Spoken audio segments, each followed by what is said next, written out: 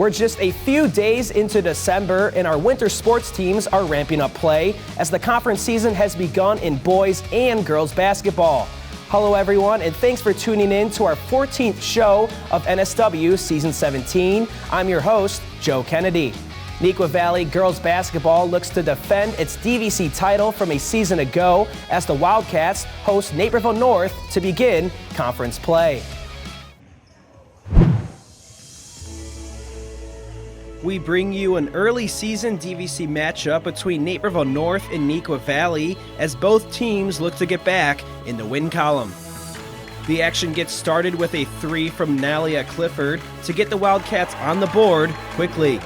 The following possession, Natalia Frempong drives to the basket and gets her floater to go off the glass. On the other end, Clifford connects with Caitlin Washington with a long pass under the basket for an easy two. The Husky defense was in pursuit early on, causing multiple Wildcat turnovers. Neuqua Valley returned the favor as Clifford and Washington team up for the steal, and Kylie Norkis makes the layup plus the foul before converting the three-point play. Now it's Sydney Fink who drives to the lane and kisses the ball off the backboard for two. Washington gets going with this three as the Wildcats end the first quarter with a 13-10 lead. Fink goes back to work with another driving left-hand floater for a second basket of the game. Norkis answers with a three of her own as the Wildcats lead 16-12. Fink on the next possession slips a pass to Kendall Johnson, who misses but grabs her own rebound and puts it back up for a second chance basket. Johnson and Fink once again team up with one another, and Johnson uses her height to throw it off the glass for two. Time running out in the first half. Clifford hits her second three as she takes a shot to her leg, but makes it anyway as the game is tied at 19. Frempong finds Johnson, who owns the paint and puts in her 15th point of the game, and Naperville North now leads 21-19 to begin the third. Wildcat Zoe Navarro uses her skills, Euro-stepping around the defense and throws in a floater. Neuqua continues to add on to their lead here, and with some active hands, Norkis gets the steal as she races down the court and fakes out the defender for the layup. The Wildcats continue to try to build on their lead as Norkis gets another steal and draws another foul as she gets the basket and converts at the line. It helped gives Neuqua a 16-point lead as the Wildcats went on to win 53-33. The 1-5 Naperville Central Redhawks play host to the 5-1 Waubonsie Valley Warriors in the first conference game of the year. The Redhawks have lost their last 4 games coming into this one, and the Warriors, on the other hand, are coming off their first loss of the season. These two teams are looking to turn around the losses and find the W. Waubonsie starts the game off hot with the first bucket coming in mere seconds when Hannah Lobb finds Maya Pareda for the easy lay-in. Just a couple of possessions later, Annabelle Kritzer gets the Redhawks on the board after getting her own board and put back to make it 5-2. On the other end of the court, Warrior Daniela Porocozo makes this bucket look easy with a nice move to shake the defender and touch it off the glass, adding 2 more to the Warriors' lead.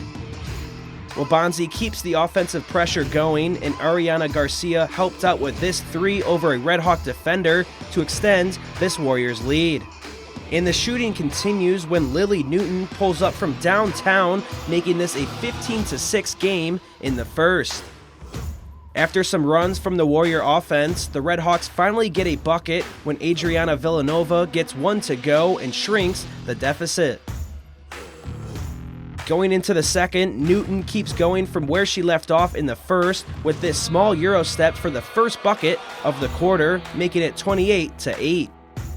Later in the second, Central's Erin Hackett drills a three from the corner, trying to help the Redhawks get back on track.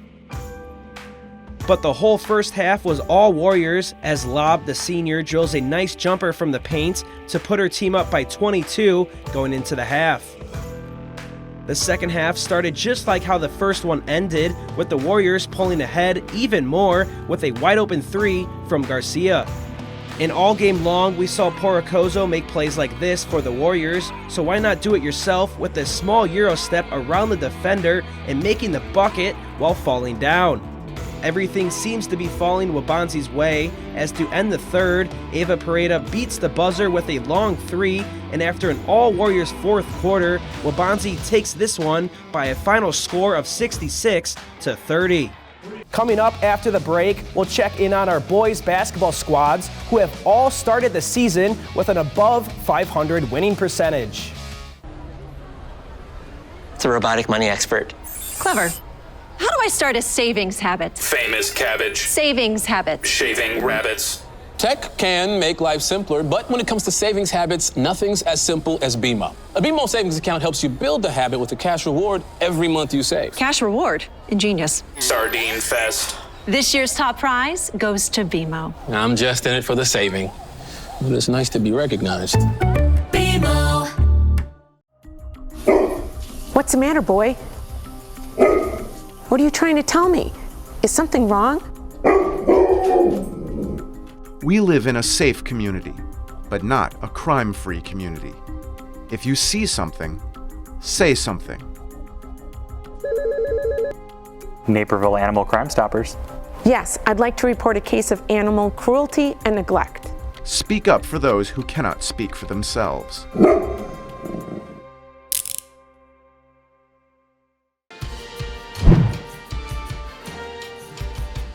The conference slate for boys basketball is underway. Neuqua Valley welcomes in Naperville North as both squads are looking to start DVC play in the win column. Starting the game with Neuqua up 4-3 as the Wildcats work the perimeter. The ball eventually finds Luke Kincaid, who knocks down the triple, extending the lead. Neuqua looking to extend the lead early on as Colin Jarrety finds John Bieber in the paint as he spins a defender, scoring the layup and drawing a foul. Naperville North's turn on offense. Bryce Welsh drives hard into the paint, scoring on the one-handed layup. Huskies trail 12-7. Neuqua continued a strong first quarter as Colin Jarrety scores the three-pointer. Neuqua leads 21-13 after the first quarter. The Huskies start the second quarter strong. Bryce Welsh's attempt is short, but helping the ball into the net is Grant Montaneri, who starts the scoring in the second. The Wildcats come right back down the court as Joe Balgro gets the ball down low, shooting for three. Neuqua now up 24-15. Back and forth we go in the second quarter. Cole Arl drives into the paint, keeping the Huskies within 8 points. Finishing off the half on top is Neuqua as Whitman Charbonneau extends the Wildcats' lead. The blue and yellow go into halftime with a 34-23 lead. Opening up the third quarter with the ball is Neuqua, and Luke Kincaid makes no mistake with it, shooting for three. Naperville North still hanging around in this game. Grant Montaneri gets the ball on top of the arc, dropping in a triple. Huskies still trail by 12.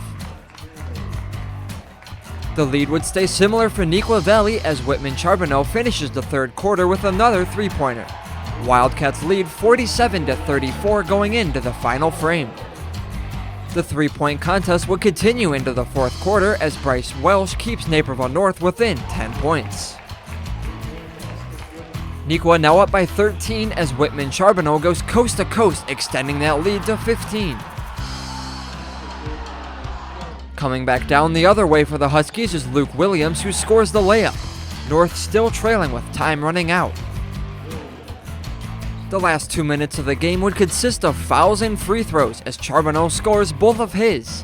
That would give Neuqua Valley the 66-49 conference victory over Naperville North. We felt great, we got out to a quick start.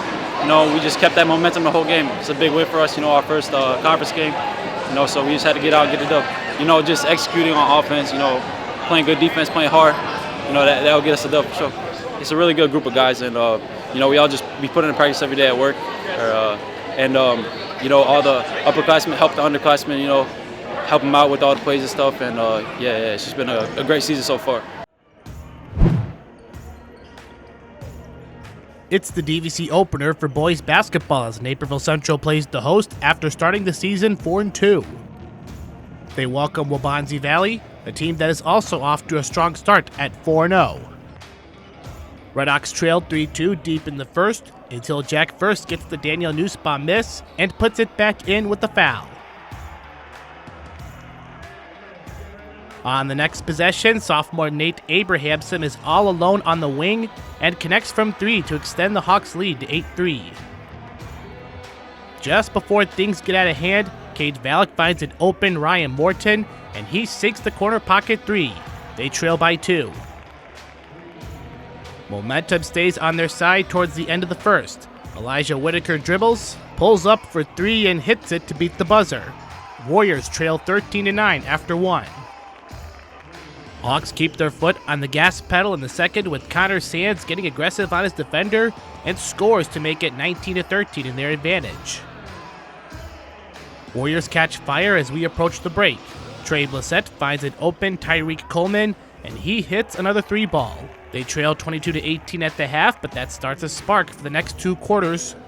Although the Redhawks get things started on the right foot with Ross DeZer, who fights through the defense and lays it in to grow the lead to 24-18. Here come the Warriors, who trail by 1, but Moses Wilson comes to the rescue by taking a 3, and kaboom!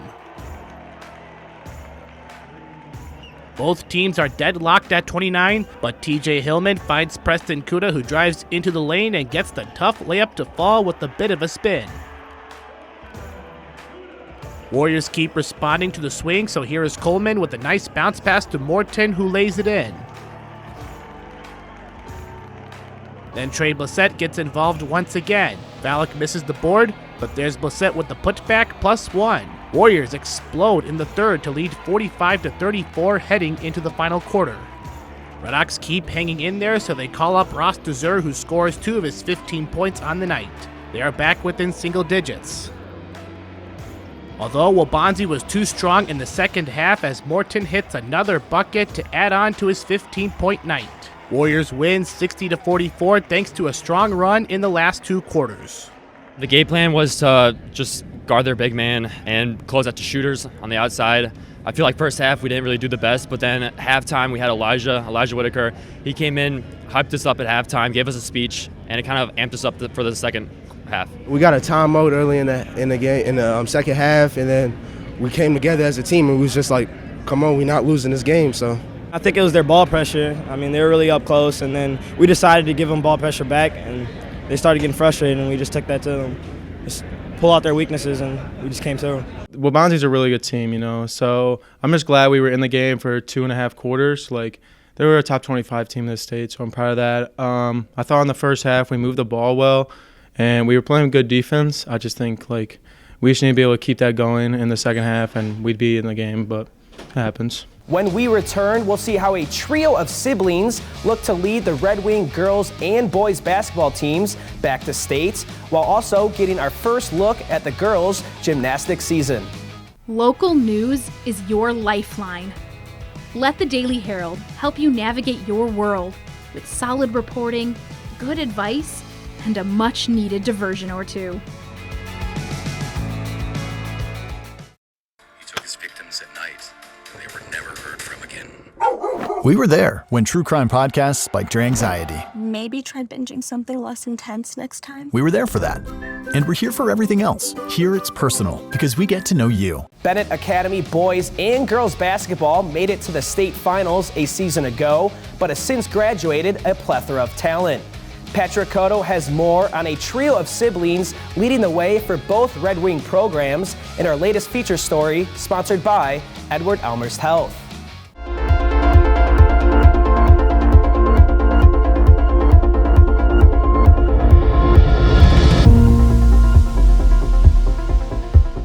Bennett Academy guards Amelia and Maggie Solarski are back in the starting lineup for their senior season with the girls basketball team. The Twins have helped the Red Wings make back-to-back trips to state, including a 4A runner-up finish last season.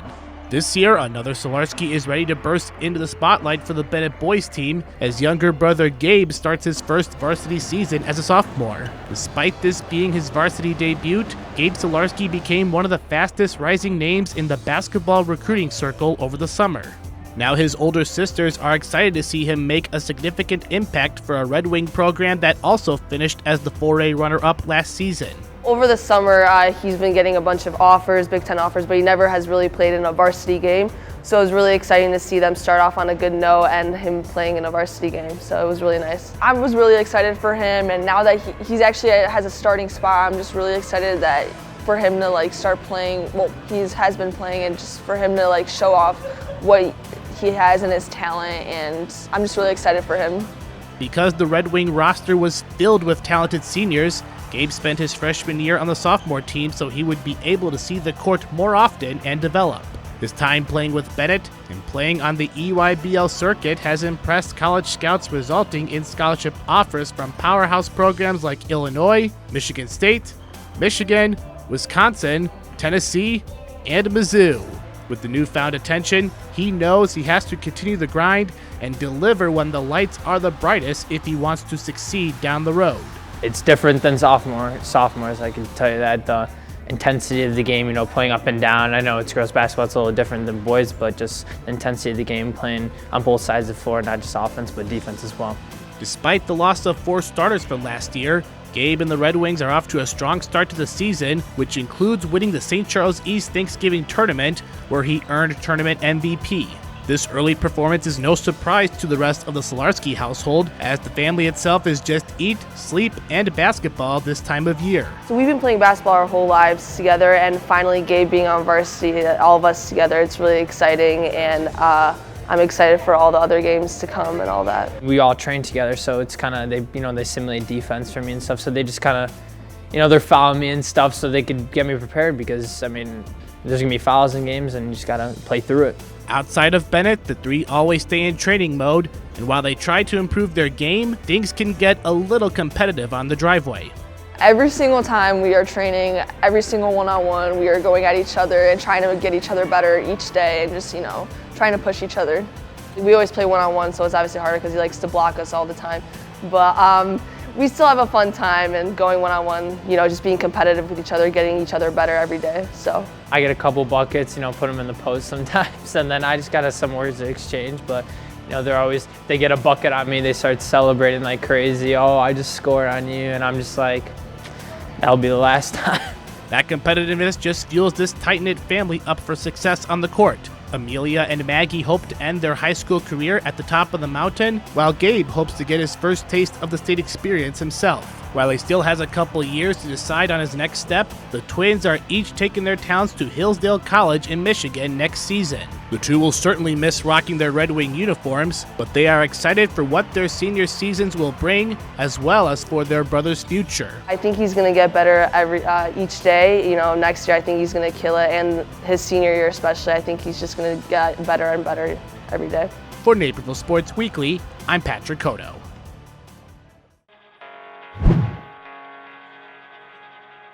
We're at Naperville North to open up the girls' gymnastics season. The Huskies take on Naperville Central in a crosstown clash to kick off the season. We start on the vault with Naperville Central's Harley Sambrooks coming down the runway. She sticks the landing, giving her 3rd place in the vault with a score of 8.4. Next up on the vault is Sambrooks' teammate Alana Williams, who does a similar routine, giving her a 2nd place score of 8.45. The best vaulter of the evening is Naperville North's Erin Arnold, as she performs a round-off half, giving her an event-high score of 8.55. Moving on to the uneven bars with Gabby Tapia already on the top bar. She sticks the landing, giving her the best score on the bars with an 8.3. The balance beam is the next event, and getting us started is Ava Koberman with a switch leap. She then gets some help performing a back walkover. To finish her routine, she nails the back tuck dismount, giving her 3rd place with a score of 7.5. The best gymnast on the balance beam is Erin Arnold, who starts off with a back walkover followed by a switch leap. She finishes off her routine with a 1 1/2 twist dismount, giving her an event best score of 8.6. Time to turn up the music for the floor exercise. We start with Kate Alfeld, as her first pass is a front handspring into a front tuck. On her final pass, she performs a round-off back handspring, giving her a score on the floor of 7.9. Finishing off the meet with Gabby Tapia on the floor. Her first pass is a round-off double back handspring as she sticks the landing, making it look easy. Her final pass is similar but just as good. She impresses the judges, giving her an impressive top score of 9 on the floor. In a closely contested meet, it's Naperville North that takes home the crosstown clash by just 2 points over Naperville Central. I think I'm pretty solid on most of my events, but I need to work a little bit more on beam because I haven't stayed on, I fell both of my meets, and I just am not seeing the consistency that I have had last year. It's nice because you have a closer connection with your teammates, and you know them a lot better than when you have a bigger team. Last year I didn't know all my teammates very well, and this year it's more of a sense of connectedness, and that's nice. I feel like it starts off the great rivalry that we have. It's a great warm up. We know we're gonna get better later, and it's just a starting point for both of us to see how much we've improved. I feel amazing. That's those were my best ever in my gymnastics high school career. Actually, it's a great start for me. I think I almost sobbed for seeing a 9 on floor. I never thought I'd get that ever because I don't do the biggest skills, but I will be getting those bigger skills by that time. And I say it's a very good first meet for me, as it is my senior year. So I'm very proud of myself for this meet.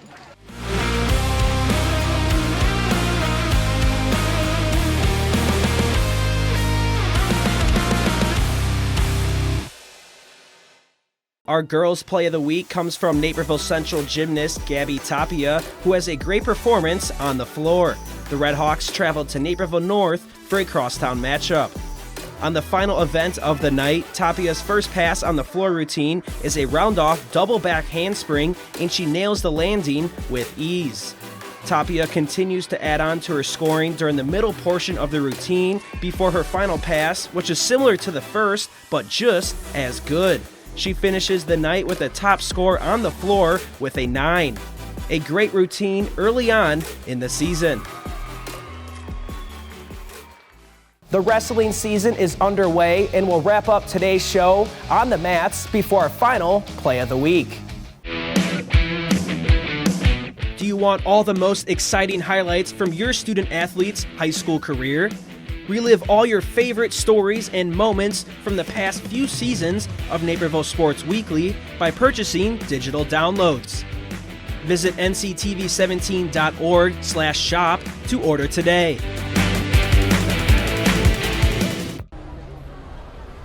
It's a robotic money expert.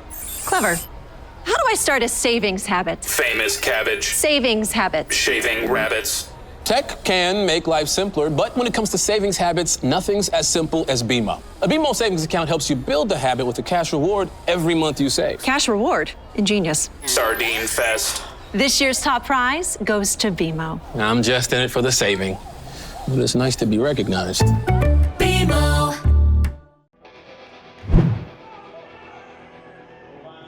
Roll out the mats and stretch those legs because the high school wrestling season is here as Naperville Central begins the conference slate with a trip to Waubonsie Valley. The Warriors are hoping for a better performance after being shut out by the Hawks last season.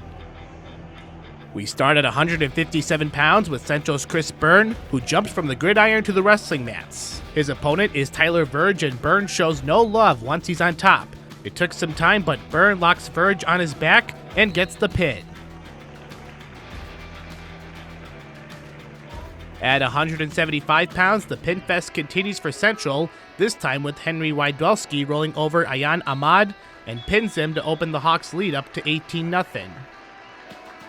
At 215, Nico Bastero is back on the mats for his senior season by getting a single-leg takedown on Josh Hausauer. From there, Bastero puts Hausauer in the good old half Nelson and gets another pin for the Red Hawks. Dropping down to 120 pounds, here is Jacob Cochran going up against Nate Duffield. Cochran gets Duffield on the mat, rolls him into the cradle, and just waits for the official to tap the mat. Despite the large deficit, the Warriors do get some positive vibes with Ethan Wojtowicz pinning CJ Bierman in the 144-pound match. Final match at 150, and the green and gold ended on a high note with Desmond Stribley. Stribley defends the takedown on Bradley Anderson, but the two continue their aggressiveness in the match. Anderson tries to hold down the fort, but look at the reverse by Stribley, and he's the one with the pin at the end. Despite the late stretch, it's Central coming out victorious 63-12.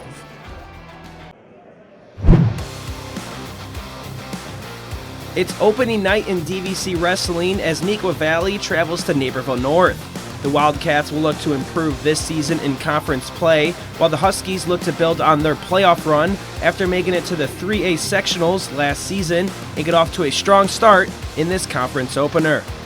We start the meet off with the 120-pound weight match between Neuqua's Esh Bandla and Norris Connor McDonald. McDonald does an excellent job of staying in control and does just enough to hold Bandla down to get the pin for the Huskies. Next up is the 126 match between Wildcat Colin Foley and Husky Ben Mezier. These two keep going at it for a while as they battle for their team's points. In the end, Messier wins this battle against Foley, and the Huskies stay in front. Now we go to the 138-pound matchup between Zach Hendricks and Tyler Sternstein.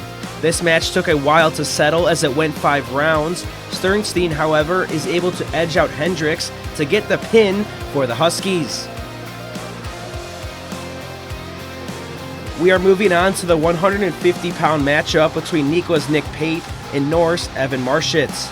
This matchup went through 2 rounds as Pate pins down Marschitz, and the Wildcats are on the board with 6 points.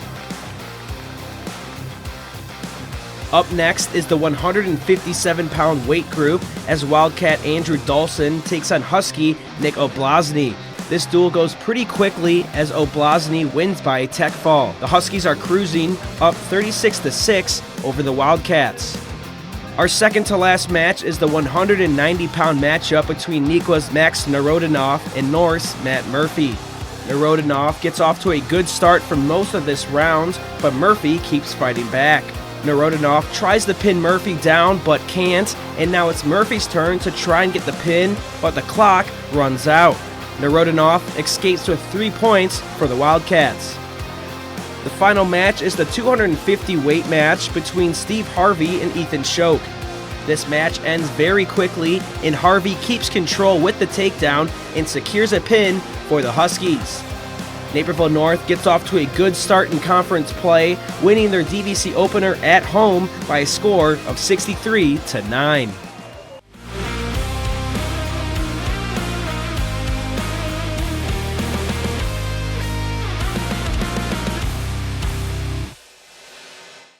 Let's head to Naperville Central for our Boys Play of the Week, where Warrior wrestler Desmond Stribley pulls off a reverse pin for Obanzi Valley. We're in the final match of the night at the 150-pound weight class. Stribley first avoids the takedown from Bradley Anderson, and the two keep fighting as the match goes along. Anderson tries to stay on top here, but look at the reverse by Stribley as he flips the script at the end of the match to get the pin. Let's take one more look at the pin as the Warrior ends the night on a high note against the Redhawks. That will do it for the latest episode of Naperville Sports Weekly. You can find all our highlights, previous feature stories, and community sports on nctv17.org and our NCTV17 Sports YouTube channel. You can also find us on social media at NCTV17 on Facebook, Twitter, and Instagram. For Naperville Sports Weekly, I'm Joe Kennedy.